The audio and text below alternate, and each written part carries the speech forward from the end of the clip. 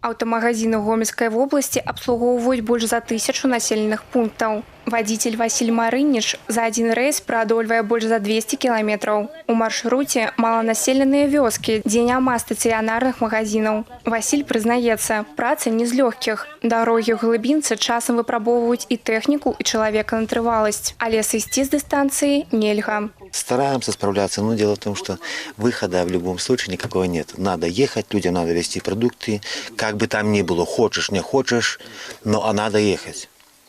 Люди же голодные сидеть не будут, правильно?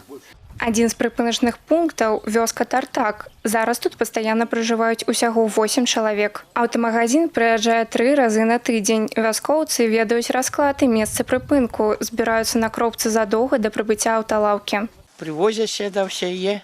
Что нема, закажем, привезут нам. Свежее все у нас свежее. Вот и хлеб свежий, и батон, и пранички свежие. Все, что мы будем казать, и молоко свежее. Все нормально, дякую Богу.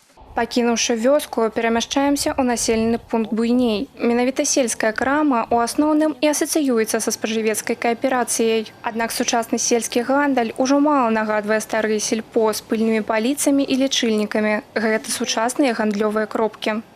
Ассортимент очень широкий. Наши девочки каждый день что-то привозят новое. Сегодня, видите, даже клубнику привезли. Ну, сладости, торты, мороженое. Всего-всего хватает.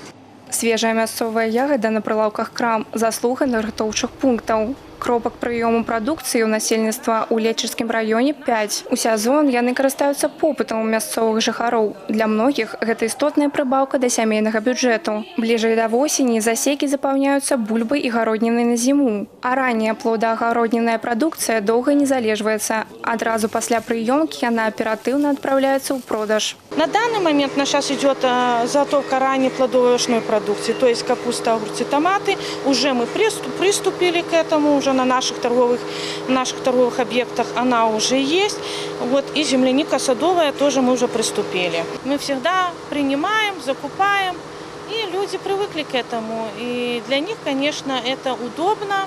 У саміх лельчыцах канкурэнцыя яшчэ вастрэйшая. Тут на пяткі наступаюць прыватныя крамы. Каб не губляць пазіцыі, дзяржгандлю трэба мяняцца і шукаць новыя спосабы прыцягнення пакупнікоў. І гэта дае вынік. Тавараабарот мясцовай крамы за красавік вырас да 49 тысяч рублёў супраць 30 тысяч за той же период минулого года. Когда начали в Лельчице открываться магазины, пошел большой спад, конечно. А сегодня мы же хотим тоже выйти на тот уровень с этим магазином. Конечно, все расширяем, я говорю, ассортиментный перечень, увеличиваем все ассортимент свой.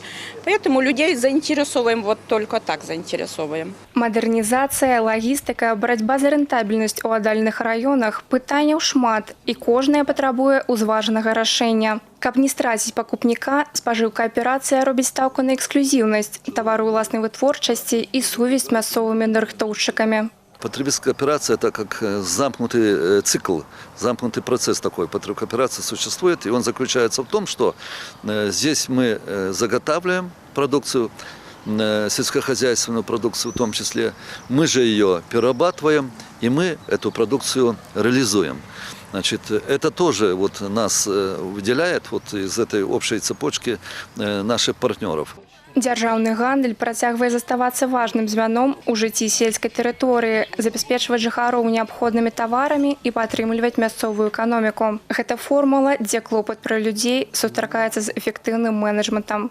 Вікторыя Шахварстова, Владзіслаў Казлоў, тэлерадыёкампанія «Гомель».